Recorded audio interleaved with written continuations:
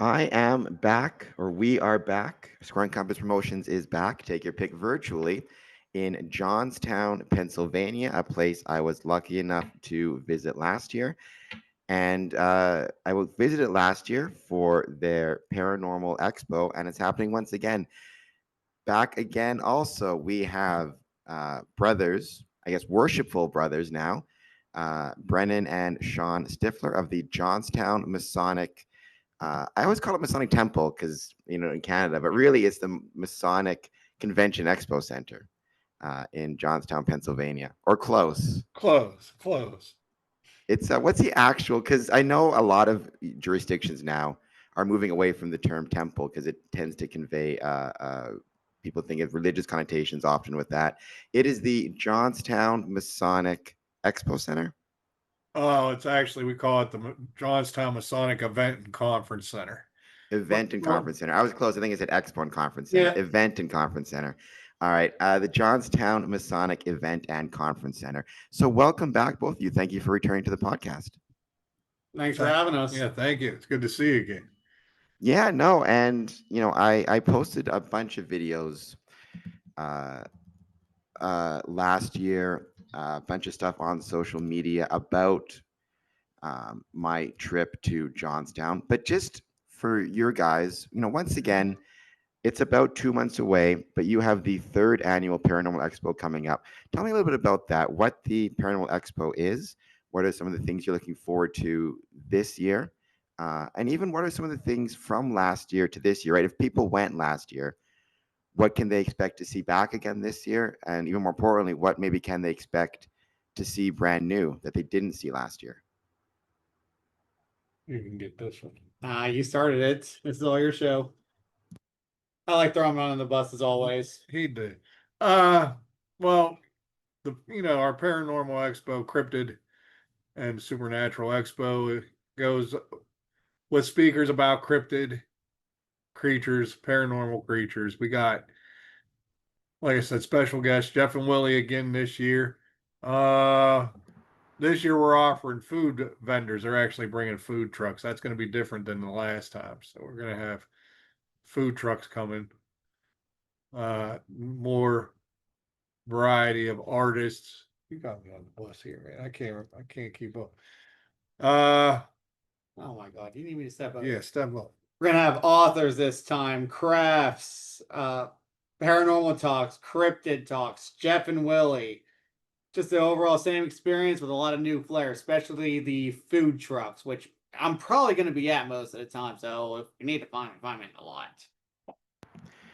Who beat Jeff and Willie for those who were not there last year, perhaps, or for those who are not in the supernatural or paranormal world? They're two of the hunters from the Ames team, which is part of the show Mountain Monsters. So they, I think it's on the Travel Channel now. They're really good guys. If you were there last year, everybody loved them. They're almost like having your uncles here. They're that nice. What has in the last year, or I guess 10 months, almost 1 year, what have some of the things you've heard from people regarding the last expo? Like, what are some of the things they were saying? Some of the things they enjoyed about it? Maybe some of the things that they suggested, be changed, such as, for example, having food this year, which I think is awesome. And just what was the response been, not only to the expo itself, but to some of the things you posted online from the expo? For example, you had a lot of the paranormal investigation content posted. You've had a lot of stuff on different social media channels. So what has the response been like, both from the expo itself, and then also from the social media work and the investigations and all that stuff that I was seeing, especially in those first few months after October, November, December? So much content being pushed about the center itself and the expo. Well, it's all been positive. I mean, a couple small suggestions was we get some background music to play in the rooms, which we're trying to do, but everybody is taken back by the building. They don't realize how big it is once they're in there. The shock and awe of how much space is in there. They don't know there's 2 floors to see vendors. You have to keep directing them up and down the steps. We have to have people to make sure everybody gets to see everything. The feedback, like I said, it's all been good. The food was one, so we branched out. We got a macaroni and cheese truck, I believe it is, or all cheese. I thought it was mac and cheese. It's a cheese truck. That's my big thing. I'm going to be out there at the cheese truck. No, he's working it. I'm the one out there. I mean, And I love cheese, so that sounds very exciting to me. You're stuck working it. yeah. Last year you were there. Any Are chance the food maybe trucks going to be in the parking lot, or are they going to be in front of the building? we're going to work it so that they should be right beside the side entrance of the building in the parking lot. It's going to be safer that way. We'll make Makes it sense. work. You don't want people out, and near traffic. If somebody's speeding down the road, you don't want nobody to hit the trucks or anything. So. You mentioned, and this is not a problem or an issue that is unique to Johnstown. This is unfortunately a pretty common issue I hear throughout my travels, right? You mentioned that so many people, it was their first time in the building. They didn't know how impressive the building was. To what extent, like from a participant's perspective, or the people showing up, what percentage of them do you think were from Johnstown itself versus were from out of town? And I'm curious, the people who were excited to visit the building for the first time and learn all about it, how many of them, again, roughly, would you say were homegrown or lived in Johnstown and just had never had the chance to visit that building before the expo gave them a reason? And same thing, obviously, with those out of town, though for them, because even for me, I'm amazed at how many people in Windsor have passed by our temple hundreds of times that have never been inside it, don't know what it is, don't know how beautiful it is. They know the facade, but they never actually get a chance to step inside of it. And we're working on that. But what was that like for you guys? Like, how many local Johnstownians, I don't know what to call it, how many local residents did you have who, for the first time, got a chance to see the building, and that type of thing? That's probably a tough call because with it being used a lot for weddings and other venues, a lot of the local people have now been in it. Before it used to be a closed building, and most people thought it's a temple. They thought it was a place of religious worship. So now that they changed the name and people have come for other events, other sales, or our event, I'm going to say most of the local people now have had a chance to see it. At least in some capacity. A lot will be like, oh, hey, I had my wedding here. I was at a wedding here a couple of years ago. I don't know what's upstairs with our lodge rooms and everything. So it's really hard to tell because those who've seen the building may have seen like our basement or our ballroom and not the lodge rooms, or vice versa for some reason. Yes, I mean that's a good question, but a tough answer.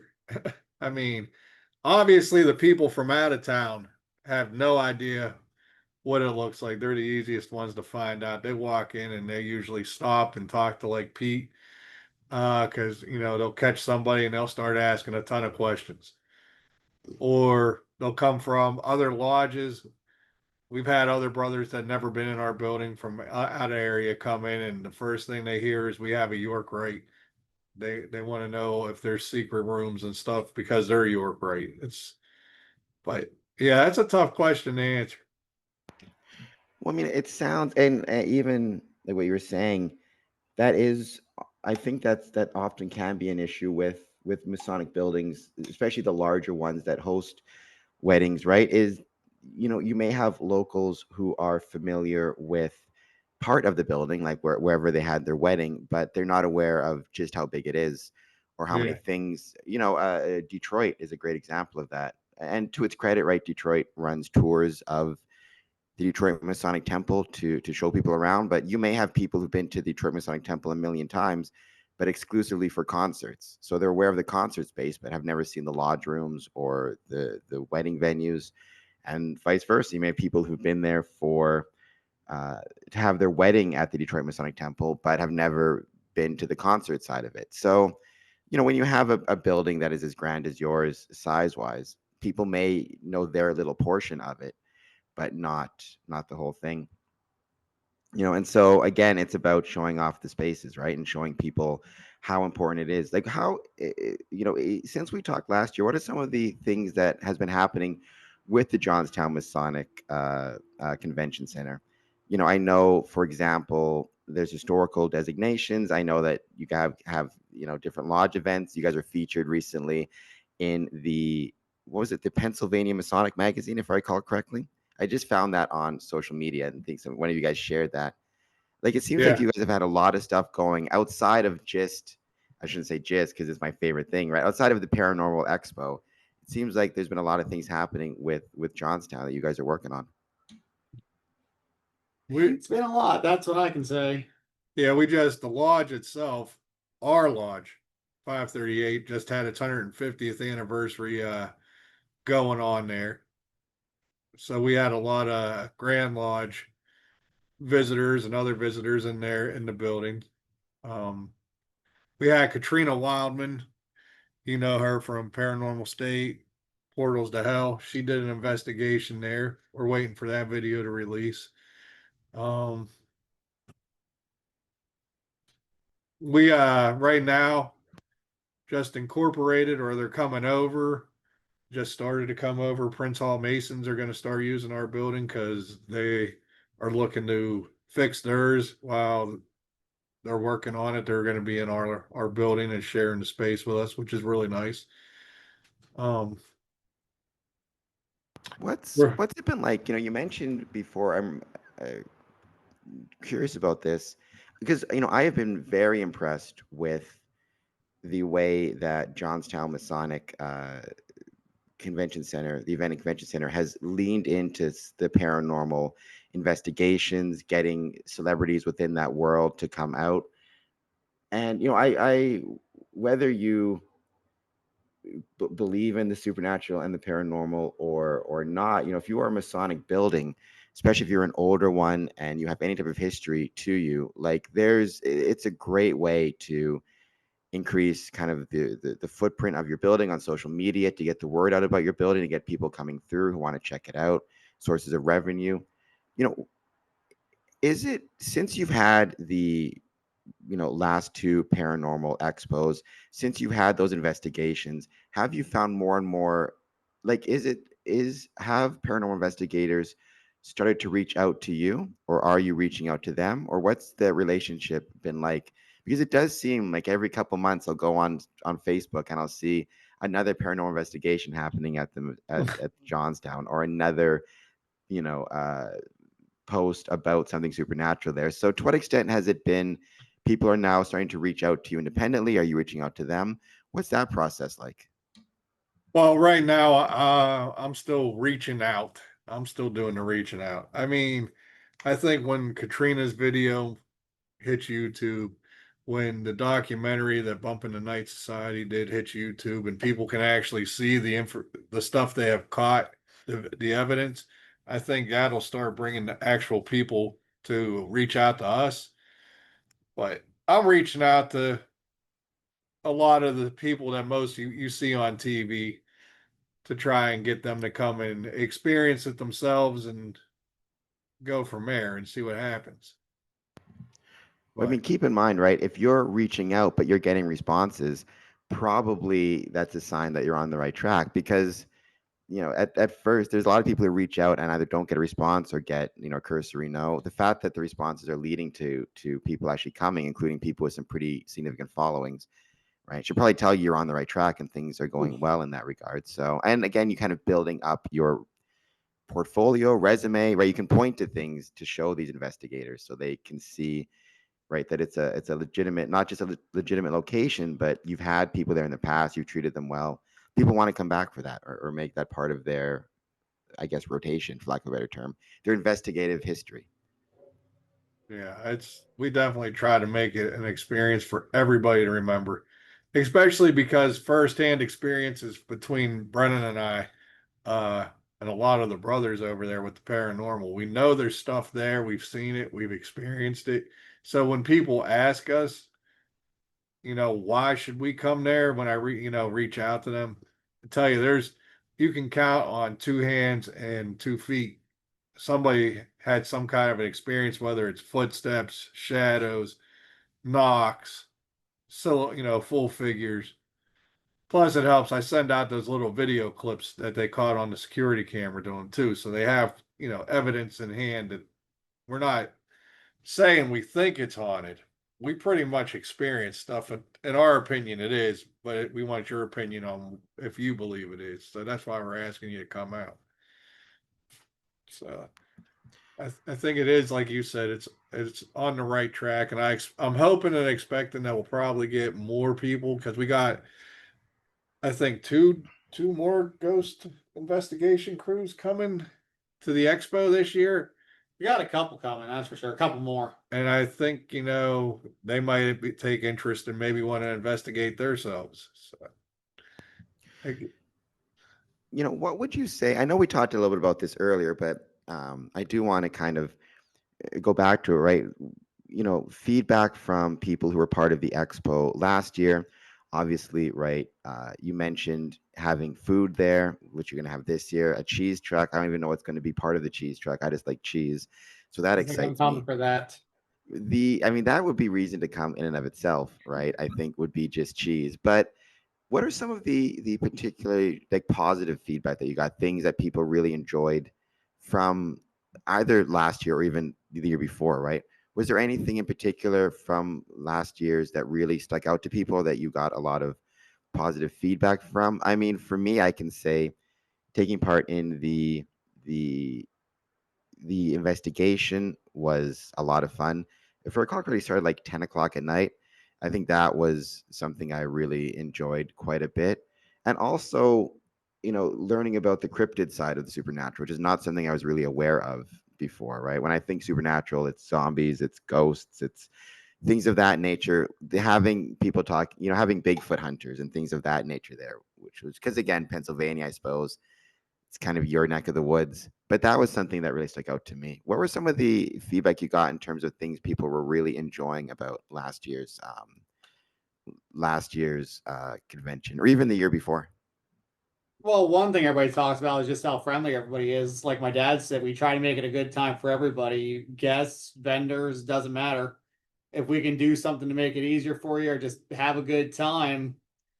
Because a lot of places will just, okay, you're here, do your event, whatever.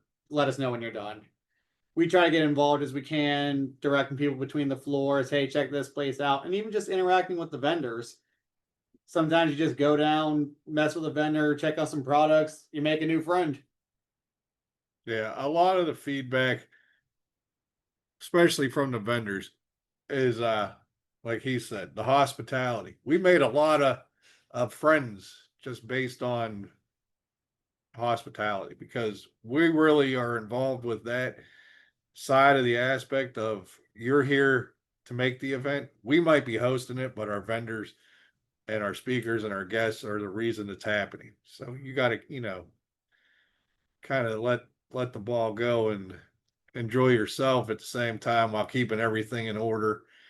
But basically, yeah, we try to make it friendly for everybody. We try to keep it conveniently easy to get, you know, Talking about setup. yeah, set up, tear down. We try to make it as easy as possible. Setting up, tearing down, the layout's already done, who you're sitting That stuff is always going to be tough, right? Like for any event, setup and tear down and logistics of the setup and tear down is always going to be very challenging. But not having seen him, I just got there right when everything was already set up last year. But I was very impressed with the way things were set up. It was a good combination of, you had full rooms, you had a lot of stuff for people to see, but it wasn't so cramped that it was hard to move around in or hard. Being in a wheelchair, right? I wasn't running over anybody's toes. It was a good combination of you had a lot of stuff, but it was set up in such a way that it was easy to get around. It was intuitive. You weren't, I never got lost in some random part of the building, which has happened at other Masonic conventions. So yeah, credit to the setup. I thought it was very, very well set up and well organized. you guys kind of had everything together where you would think it would be, right? You had kind of, if you want to learn about cryptid stuff, you had kind of those guys all in one area. So it was just really enjoyable Yeah, and a really good setup. Made it easy, right? You want to make things easy for people as much as you can, both vendors and guests. yeah, we have a good team here. We got Leah that helps map things out, and she's throwing her event this year on October 31st for Hexenfest. Then we got Pete that actually does all the physical setups. Sorry, what's before we go into that, October 31st, that piques my interest because I love Halloween. What's that event going to be? Hers is basically, I want to say Wiccan related, witch related. Probably. You can look up Hexenfest and I will. I mean, honestly, maybe I can do both. Who knows? I wanted to. Part of me was thinking of coming down again for year number 3. we would But love to see it.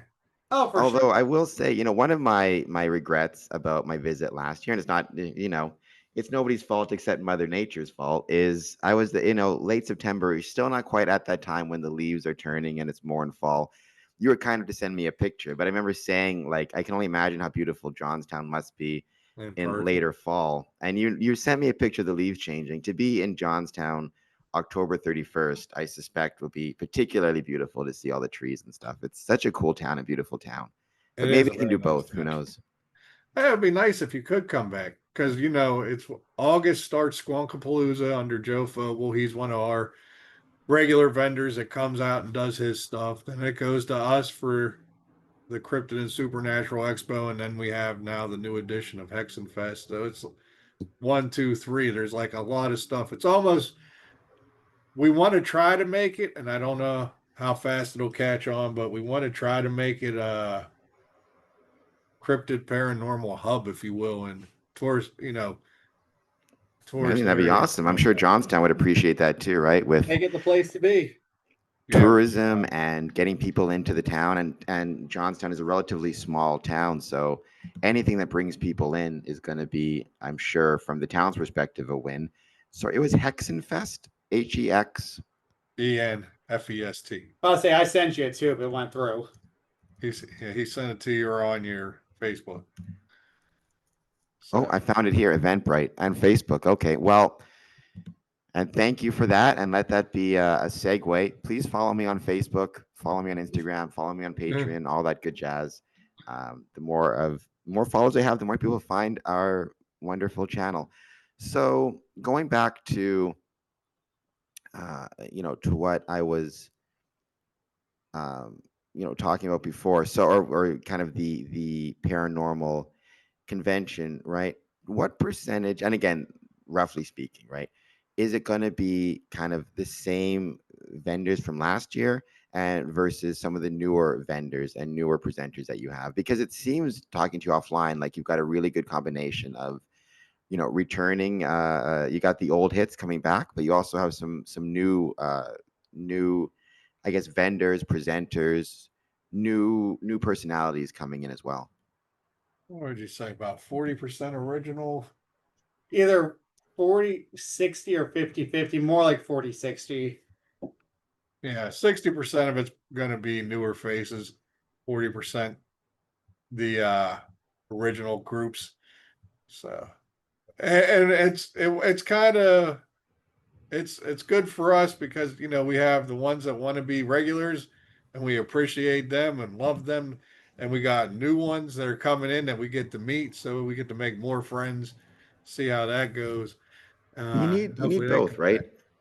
I think you kind of, from my opinion, and this is kind of a Masonic, for Freemasonry, when you're trying to hold these events and when you're trying to hold these events and invite the public in, you kind of do need a combination, right? You need your regulars, quote unquote, right, that are coming back year after year because it gives people something that they know, so that they can look forward to seeing again and again, and it gives them a reason to want to return to see the old friends and those relationships. But at the same time, if it's exclusively the old guard or the originals, sooner or later that kind of gets stale, and you need to mix it up with some new things as well. So it's finding that balance. I think you need that. Even for me, when I'm organizing guest speakers or something at the, for some of my Masonic events, it's sometimes I'm looking at guest speakers we've already had to return, to update us, and sometimes you're looking for a new guest speaker, and you kind of find that balance. Even with this podcast, right? What percentage of it do you want that's brand new people giving new perspectives versus what percentage you want to have returning guests who can update people and give, so it's tricky, but I think, 40 to 60 sounds like a pretty decent mix to me. Both people who enjoyed last year, you've got a reason to return to see some of your old favorites, and people who've never been there before, you can see those guys, and also it gives you a chance to see something brand new. Yeah. So yeah, it's a good 100%. combination. It's true for Freemasonry as well, right? In any Masonic lodge, it can't just be the same guys every time. You got to find some new guys, as you know, right? Some new blood coming through. 100% on that. Hit that nail on the head. Yeah, you did. And what has the response been like from both in jurisdiction, even in temple, and outside jurisdiction Masons for some of these things? Like, I know obviously we've talked a fair bit, and I love what I'm seeing. Are you getting a lot of messages or comments from just Freemasonry in general? Maybe even some Masons who are considering doing paranormal investigations of their building themselves, or anything to that extent? Or even what's the response been like within the Masonic Temple to some of these events? Not just the Paranormal Expo, but just all these different events that you guys have been holding. Well, wow. For the brothers that respond or reach out, if you will, they it's all good. Good.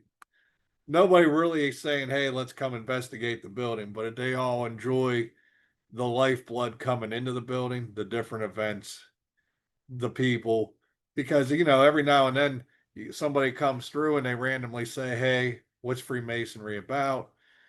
I'm interested.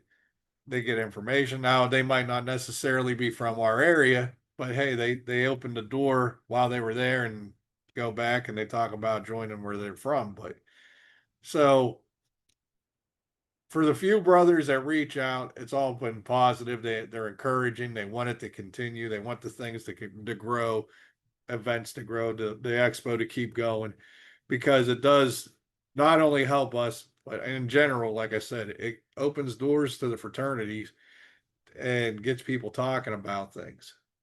It's kind of what we need right now, and I'm sure your way too, because Freemasonry is kind of slowing down again. I know it goes through up and down cycles.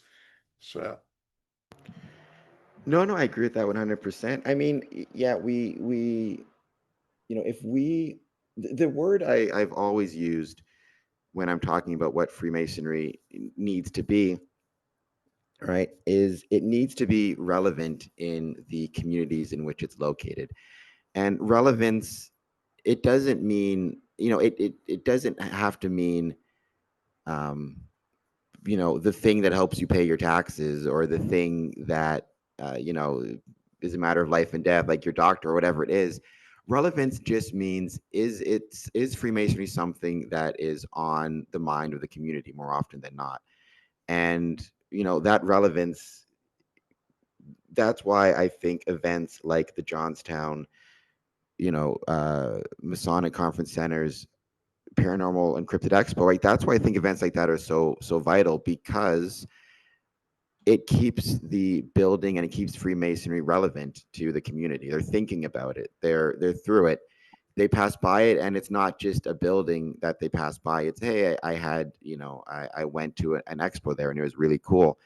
And then it kind of filters down, right? If Freemasonry is relevant to 10,000 people in a town, then of those 10,000, 500 may consider joining. Of those 500, 100 may put in applications. Of those 100, 10 may decide to go through with it. But that's 10 more. You kind of build it down. And in the meantime, even the ones who decide that they're not interested in joining because it's still relevant, they may be more likely to book the location for their wedding. They've been there for the expo, now they need a place for wedding, or suggest it to their daughter for their wedding, or whatever it is, right? It's that, there was a time, I feel like, where Freemasonry, This is just my opinion. Take it for what it's worth.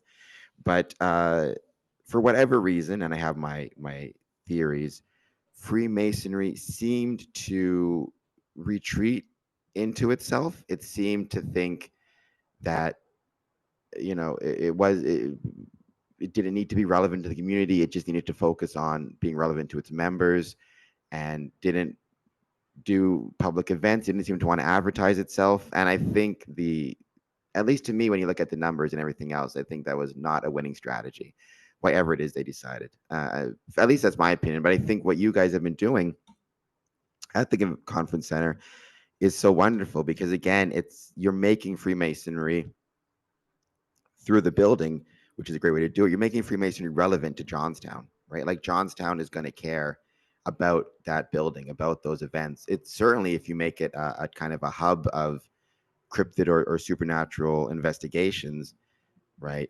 The town of, how many people are in Johnstown? 20. Trying to think. I knew the population. I think we're down to 18,000 now. I was thinking around 20,000 from what I recalled. A conference that invites and brings in 200-300 people, that's a big deal for the hotels, for the restaurants, for the town, right? So it matters a lot. And I just think that's why it's so wonderful what you guys are doing, making Freemasonry relevant in Johnstown. I think you guys should be really proud of the work you do. We're definitely proud of what's going on at the building. We're doing a lot for it. A lot of people have been actually asking about it. A couple more people have been putting in petitions for our lodge, or at the bare minimum inquiring about it now. But in general, like you said, we're trying to make the building relevant to the city, because that's too much building to just let it fall away. Too beautiful a building to let it just fizzle out and rot away. We got to keep it relevant, keep it full of life. And the Paranormal Expo does kind of breathe new life into it. Every year we get a little bit bigger, and if we can keep going and getting it even bigger this year,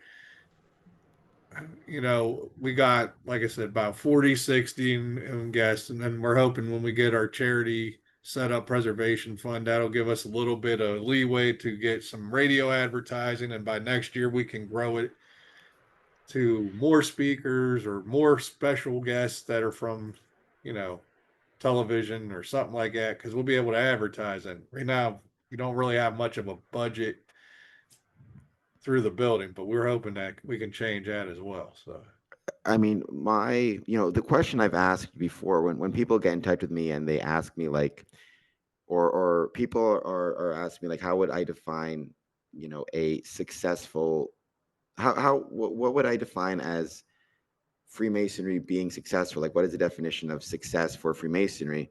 The answer I usually give is, if overnight your Masonic building disappeared, would anybody in your town notice or care? And the second, iteration of that, how many people in your lodge would actually care or notice, right? And I think in the case and that's, that idea of relevance, I think in the case of Johnstown, to me, it was clear last year when I visited, and it's been clear through social media, that if overnight the Johnstown Masonic Conference Center were to go away, a lot of people would notice, and a lot of people would care that it was gone. So that's not true for every Masonic building out there. So, credit and respect to you guys for that work and making it relevant. And I don't know if it's always been the case. I know it feels like there was a time when the building was less open based on what I've seen, but at least what I've been seeing the last few years, you guys have been doing a great job. So, and I do want to say, as somebody who loves our Masonic buildings, thank you for that. You're welcome. It's a brotherhood, a fellowship. There's a lot that goes into it, and a lot of people involved with it. So, we got to give credit to everybody that's helped out, supports, pushes, all the brothers that step up. Like I said, we got outside help for our event, that always helps with Leah, and our regular vendors that love to advertise for us and help us out. So it's a big group effort. and we appreciate and really enjoy that group. If we got to give them praise too, because it's a team effort. You can't just do this by yourself. Wouldn't be here without them. No. I mean, it's a team, right? It takes a team to run a lodge. It takes a team That it does. to run these events, as many worshipful masters have found out. Yep. As that sounds like a man who knows. How's Yeah. it been, worshipful master? How's it been going for you? Well, it was very stressful with the anniversary. Kind of just like, oh crap, I'm in the East, here it comes. But it kind of leveled out now. People are finding their niche. We're getting involved that we can. If you check out the magazine that was posted around, we were doing stuff with our community, get-togethers. We're doing our next, I think our third basket party. I'm trying to get a lot of going this year. Will What it is stick? a Fingers crossed. basket party? I've seen it before on socials, and we talked about it before. But what is a basket party? You want to explain the basket party? Because you're in charge of it this year. Well, what it is it's a good time. It's a fun time. We've got prizes. They're usually in baskets, hence the term basket party, wrapped in a plastic. Then you get big prizes. Whether this year we got a really nice, comfortable chair. A brother's donated, and Got a 65-inch TV you a can win. 65-inch TV the lodge donated. And you go around. There's usually paper bags taped in front of each item, and you have tickets with your information on it or your number. You put it in, and that window's open for so many hours, couple hours for everybody to put their tickets in the baskets. And then each one is put into a bowl, shaken, and then you draw that winning number. And while they're all doing that, though, we're usually going around selling pull-off tickets. There's food, we got a light lunch included with your entry fee. So you're going to be eating, you're going to be buying hopefully tickets that win that you can pull off. And then as we draw numbers, you're hopefully getting a basket prize and leaving as a winner. It's a good way to raise funds for the, different things. And it's a good time. You got, usually it's full of people that know each other, and you get a nice rowdy crew that likes to laugh, and then while you're standing there selling them tickets, they're making you laugh and trying to, it's a good time. Or they're swarming you to buy the rip-off tickets and you can't even take 2 steps away. Yeah. Those things get addictive. They'll have a crowd there. Like I was selling them the last 2 years. We'll get the new round. I'll barely get away. Hey, you got tickets again? I'm like, give me a second, please. Yes. But it's worth it. It's a fun way to raise funds. And when you're working together with brothers, your significant others, anybody who's willing to help, it's a bonding experience. May get a little hectic, but like, hey, we can knock that off our plate and look how much we raised while having a good time. Many events in Freemasonry are bonding experiences, sometimes traumatic bonding experiences. That's Sometimes. sometimes, I don't think I'm telling stories out of school, but one of my fondest Masonic memories in my almost 20 years, which is crazy, 2007, is when we were when I was at the expo last year during the paranormal investigation. Oh, and the car drives by. During the paranormal investigation, I think it was like 2 a.m. or something, right? And I got kind of tired of being in the expo, and or the investigation. I just went for a walk around. Ended up in one of the antechambers. I think it was you, Sean, right? Who was Yeah, who was sitting there in the Yeah. in the outside room in the dark, and we sat down together and we reminisced and perhaps commiserated about how challenging sometimes some of these buildings can be. But it was nice to know that these challenges exist everywhere, and also get ideas about the work you guys are doing, some of which I took back to my lodge. It was really it was nice. It was nice to hang out and share war stories with another brother. Yeah, it was. We all have a few of those. You can't, if you're going to be active in anything you care about, you're going to get some scars through the process. That is true. That is true. That's something I tell a lot of Masons nowadays too, right? Is, yes, it's a lot of fun and it's a good time, but if you want to be active in it and you want to be really good at it and you want to take part in it and kind of push it in certain directions, it's going to be a fight sometimes, and that's kind of fun in and of itself. But I said you'll find people to fight with you, and that's the best part of it. Yeah, I mean, we've been having the good fight lately. We took the initiative, and it's weird, but we converted our ballroom and our meeting room from regular fluorescent lighting to LED lights. As a group, we bonded over fellowship And to light get that bulbs. done, and light bulbs. Small changes, though. Little things like that have been coming out of all this. We're putting down a Masonic pavement in the Blue Lodge. Our Um, cigar lounge is getting updated, stuff donated to it, and just becoming a good hangout hub, which is what it was how long ago? I mean, so- the small things matter, right? Well, I think Leonardo da Vinci. I think it was him. It was somebody, like some Renaissance dude, said, right, perfection is just a lot of small things done well. So, or greatness. Greatness is many small things done well. And I think that's so. Light bulbs matter. Masonic pavements matter, right? It's small yeah, things, but Yep. if they're done well, they add up to big things. small things uh, have brought a lot of brothers and got more brothers that were maybe not so active, has brought brothers in. Things, so Good for you in fighting the good fight. In terms of fighting the good fight, in terms of the Paranormal Expo and supernatural stuff in general, I'm just curious, how was the initial, where did the initial idea or drive come to start focusing on the supernatural? There were many Masonic buildings. I know quite a few who, the brothers claim that the buildings are haunted or have stories, but have not taken any steps to bring in ghost investigators to do expos. Sometimes it's a matter of it's a very small building and they may not have the space for an expo. They could still bring in an investigator though. But the fact that you guys actually went not just from the story phase to actually reaching out for investigations, then trying to leverage those investigations on social media to bring more attention to the building, right? It seems, and then the expo, it seems like it was this snowball effect that's been going really well.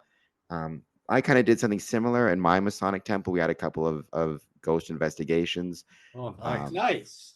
Yeah, the first one, I mean, it happened pre-pandemic, right? That's one of the reasons why I found yours when I came across your work so interesting, because I'd have to look online. If I recall correctly, it was 2017 and 2019, which is when we did the paranormal investigations at the Windsor Masonic Temple. I posted those on social media. I hadn't heard of any other Masonic buildings doing investigations until I came across you guys. I'd heard of former Masonic buildings that had been, Yeah, purchased by others and being but to be an active Masonic temple, active Masonic center, having a ghost investigation, other than Windsor, I was not aware of anyone. So, like, where did you get the idea to do that, to reach out? And, um, you know, I guess what I'd say is, what are some of, if other Masonic buildings are considering something similar, any advice, anything you'd say to them based on your experiences thus far? well, in the 3 years ago, we all started the thought process of having the first expo based on a cryptid speaker and a haunted history presentation at the building. Kind of just threw that up and said, let's make it a whole 1 day expo, which was our very first one. It was 1 day. And then when that kind of went well, it was like, well, let's see about maybe having somebody investigate the building to verify what or to give us verification we're getting stuff. So for the second round or the second year, we decided to offer a contest for paranormal investigators from around the area to compete for a chance to win the first investigation, if you will, of the building. So that was what was going on with the group that did the investigation while you were there. They had done a previous investigation, the very first one, and then they took around yourself and vendors and did a live investigation that night. Uh, so it kind of did snowball from there because we all had experiences and we were talking about it. But then I didn't know this. Like I didn't know you had investigations up your way. But we also are Scottish Rite and we travel to the Valley of Newcastle a lot. Yep. And I found out that we weren't the only ones doing investigations. They were also doing them and they were raising funds as well. They were putting their money towards their dyslexia This program. Dyslexia Center. So it was hearing their ghost stories and then hearing what they had investigating going on. I thought they were only the second lodge, like you said, and a second active lodge I've ever heard of doing it. But so now we know there's three at least. You do your building as well. So Yeah, I mean, I can't believe that even we in Windsor were the first. Like I said, I think it was like 2000. I think it was 2017 was the first one. There must have been ones before that, but none that I know of. So yeah, it just seems to me such an obvious kind of route to take. You have these buildings, many of them are older. Many, 1920s was kind of one of those. I think you're building 1920s, right? Or well, 30s, 1930s. started in 19, 31, but started the in 31. former son Okay. was late 31. Yeah, that's I'm actually looking really at interesting that your years. building was started in 31 because what you tended to see was because the great boom period in Masonic membership was in the 1920s. That's when a lot of these grand kind of buildings started to be built. And then obviously when the Great Depression hit, a lot of them struggled to maintain membership, things of that nature. So, but you have these buildings, a lot of them are turning 100 or around 100. The lodges that meet there are often significantly older, like 150 years, right? Like you have all this history. It just seems the perfect venue. Even the architecture is oftentimes neoclassical, which evokes kind of Victorian era in a lot of people. It's just like the perfect kind of fit for paranormal and supernatural investigations. So It really is. any Masonic buildings out there, consider inviting some people to do these things. It's a lot of fun, and it helps bring a new people are going to look at your building in a different way, a new perspective, get some people interested in coming out, and you can then again you expand that to expos. It's just a great thing I think to do, and I think more buildings should take advantage of it. So if anybody has had a investigation, let me know in the comments what building. I'd love to talk to you about it. But outside of so basically we know right now of three that have Yeah, three three active active buildings, ones. right? Yeah. I mean, I think Detroit has had like presentations. They've had ancient aliens and supernatural presentations in their theater space, but I don't know if there's ever been any investigations therein. So, I know it's probably tough because people don't need to pre-register, but just ear to the ground. What are you expecting in terms of people showing up? How many people did you have show up to last year's event, and are you expecting the same number you think for this one? It Because was it's free again, right? So you don't need it to is purchase free tickets in still. advance. So what are you expecting in terms of numbers? Do you think you get the same amount or? Well, I'd say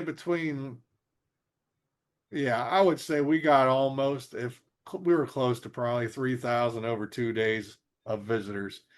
I would say I would hope we'd get close to that again, if not a little higher, uh, because it does draw a crowd. But we also know that, not taking anything away from the expo, that other events are starting to pop up around, and now we're kind of in competition now. So Hey, I mean, I would what I'd say to that though is for people to remember, right, that the cryptid the Supernatural Expo, it's free. So you can stop in for a few minutes, not going to cost you anything, and then go on to your other events, right? You're not in a situation where yeah, you may yeah, be battling for enough time, but from a budget perspective, it's completely free. So why not take advantage of it, even for a bit?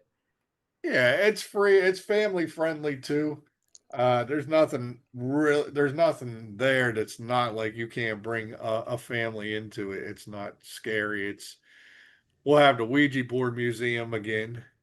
Once again, no, nothing scary. Uh, I'm surprised there hasn't been a Masonic Ouija board created yet. There must have been somewhere, but a Ouija board with this Grand Compasses symbol on it. there has to be, and I guarantee you, if there is one, or will be one soon, I'm sure, because Jeff I mean, with I the tried to reading find one board. in the museum, but they didn't have one. So I don't. I mean, I'm sure it exists somewhere though. Yeah, uh, almost gotta be. Well, like I I mean, said, and you would think you could turn the planchette would be the square and compasses, right? You make the planchette the square and compasses, and then the Oh, board God. would have it wow. on there. If not, it's a good idea. For heaven's sake, somebody do it. You know, Yeah, I was just gonna say, probably at the end of this, somebody will have done it. Or right now. Johnstown Masonic Temple, get on that. You'll make bank. You'll make bank doing it. The I'm sure the Grand Lodge will give you dispensation if you need it. I don't know. Yeah, I don't know. I don't know how you would ask for that. Just I be mean, direct sometimes it's better responsible. just not ask. Just it's easier to beg forgiveness and ask permission in some cases. But yeah, throw out the info one more time, right? So it is the WPA Cryptid and Supernatural Expo. When's it taking place? Where is it taking place?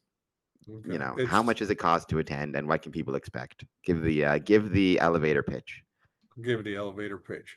Okay, Make this good. you can find us at WPACase.com. You can also find us on Facebook and TikTok. Uh, it's going to be held at the Johnstown event Masonic Event and Conference Center, 130 Valley Pike, Johnstown, PA 15905. September 27th and 28th from 10 a.m. to 6 p.m. both days. Free admission, free to hear the speakers. Vendors will be there. Jeff and Willie will be there both days from 10 a.m. to 6 p.m. Come out and see them. They take time to talk to everybody and take pictures with everybody. It's a great time there. We have random people that show up in costume. So if we can get more random people to show up in costumes, that's fantastic. I mean, it's always a surprise to turn around and see a Bigfoot or a Wolfman or a Mothman. It's uh And there'll There's be something cheese for there too, everybody. right? There'll for be a everyone. cheese truck. So that is pretty good. Got food trucks, Reiki, paranormal, Bigfoot, whatever you're looking for. There's something there, or there's just somebody to talk to. Yeah, we say it's cryptid and paranormal, but we do have metaphysical practitioners there that do Reiki readings and all that. So And September 27th, 28th, 10 to 6, free admission. Not too hard, by the way, to get to Johnstown. I mean, I don't drive. I got there last year on the Amtrak, and it was not a terrible trip or anything like that. You're not out in the boonies. It's a really cool small town. My one of my regrets is I did not get to spend more time checking out the town itself because I love small towns, and Johnstown was a really, really cool small town. Beautiful, like I said. I'm sure maybe I'll have to find a way to make two trips. Who knows? But I suspect in the fall it's absolutely gorgeous to see. I mean, I do know because you sent me the pictures, but seeing all the trees and the hill and stuff is the thing fixed. The what's it called in the Incline? Johnstown? The I like don't it think it takes you is up and yet. down the hill or something. yeah, the incline plane. I don't think it's fixed yet, but it might be by then. I think they were trying to get the parts repaired instead of made, which would speed it up. But I can't guarantee it's going to be up and running yet. Well, I mean, going there for the Johnstown Masonic Temple is perfectly fine. I don't need to go there for anything else. But I do. Maybe I'll get a chance to. Who knows? Maybe I'll catch a football game. There's a couple of football stadiums. I assume high school teams or something. I noticed it Mhm. seemed like football was a big deal because I think I saw two football stadiums when I was there in Johnstown. One by the train station, one close to your temple, actually. So You'll need a couple of days to check it out. And yeah, we're that small town, high school games and minor leagues and everything else. what's the outside of the Johnstown Masonic Temple, or sorry, Johnstown Masonic Event and Conference Center, obviously? What's the thing that people should check out when they are visiting Johnstown? Hmm. Wow. Well, when it works, the world's steepest vehicular incline plane. The Flood Museum, if it's open by then, it should be repaired. It had a little damage, should be repaired. Uh, Bill Rats at the Point Stadium, catching the ball game. People love that. Johnstown Tomahawks hockey when it goes on again. When you say, sorry, the What game was that? You said catch the ball game. Is that a baseball game or a Oh football yeah, game? Baseball it's a game. baseball game. We got the Mill Rats. They their mascot's a rat. So yeah, I mean, As it should be. As it should be. There's nothing wrong with rats. I think rats are great. They get a bad rap, but they're fine. It wasn't even rats that actually spread the plague. It was ticks. Ticks on rats is what I was told. yeah, I'm not an Yep. expert, by the way. but yeah, I mean, there is a lot of things to do down here. There's a lot of local restaurants. You know, Local restaurants, local history.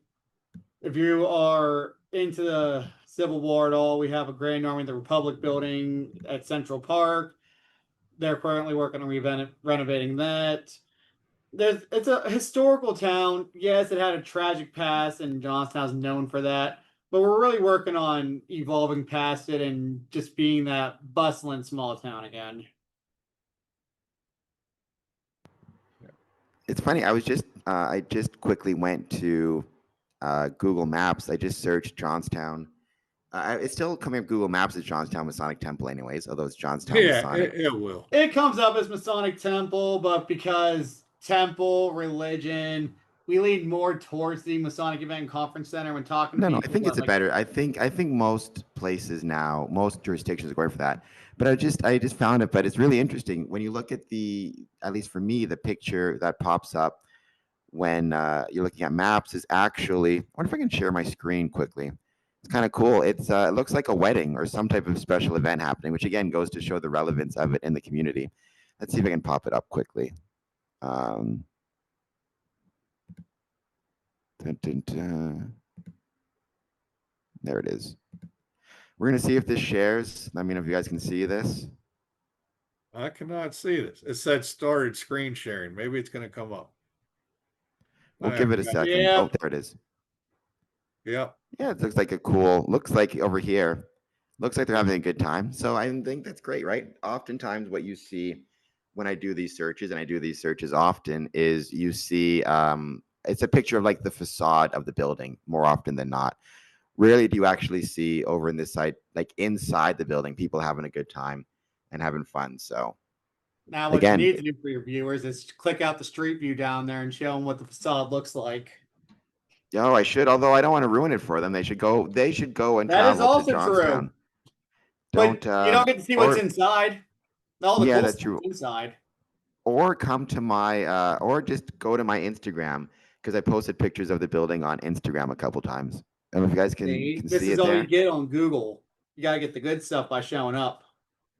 That's right. That is right. I remember when I stayed there, not stayed at the temple, stayed in Johnstown. I had an Airbnb, and I was gonna give a quick shout out if I can figure out now where I was staying. I don't remember where it was. I'm like looking here to try to figure it out. It was up in some it wasn't even in Johnstown. It was Franklin, Woodville. But I remember next to me there was this really great restaurant. I was going to try to give a shout out to it, but I can't remember at all what it was even called. Anyways, it was a great restaurant next to my Airbnb. So shout out to them as well. Good food. Yeah. There's a lot of that around here. So What's the best restaurant to eat at for what would you suggest for Johnstown? wow. Hmm. So that's a tough call because, like I said, there's a lot of them. There's a lot that offers a lot of different options. I don't want to just give a shout out to one place just because I can't think of another one. If you're coming into town, honestly, Google it. There's something for everybody. There's higher class, there's a lot of nice bars, some family sit down restaurants. It's like, yeah. You have at least 2 days to explore, not counting if you're coming in earlier. The key is though, right? Like you said, there's a lot of different options. So Yeah. There is. Can't pick just one. Yeah. I'm going to figure this out because I'm really curious now. Okay, Johnstown. I'm looking at my Airbnb at the moment to figure out the address of where I was staying to then be able to be like, okay, that's where it was. Because it was literally right next to this place. All right, so oh, there we go. It was the Johnstown Inn, I think is what it was called. Had to be. The Johnstown Inn Bar. Oh, yeah. That'll I also remember, yep, that's it. offer I also for remember they had a really great jukebox, which I thought was anytime you have a jukebox, I'm happy, man. So I don't know if it's still there. It's been a year, but I feel like it must have been because it was packed when I was there. I And think really you're good on food. Frankstown Road. Yes, Yep. Yep, Johnson. Yep. it was a really good Airbnb. I stayed at too. I remember, I can't even think of the guy's name now, but somebody, one of the vendors, had driven up and he was planning to sleep in his car, and so we ended up crashing at my Airbnb because it was like, well, I got a couch, and so it was fun. I met a lot of cool people. So yeah, but thank you guys again so much for joining it. Again, thank you for what you're doing for Freemasonry. I think a lot of what you guys have been doing and are still doing. When I say you guys, I'm speaking of Johnstown, Yeah. Yeah. Convention Center and all the people who help make it successful. I think you guys are really setting a blueprint, which I hope a lot of other Masonic buildings and Masonic lodges consider copying. Because good Masons borrow, great Masons steal.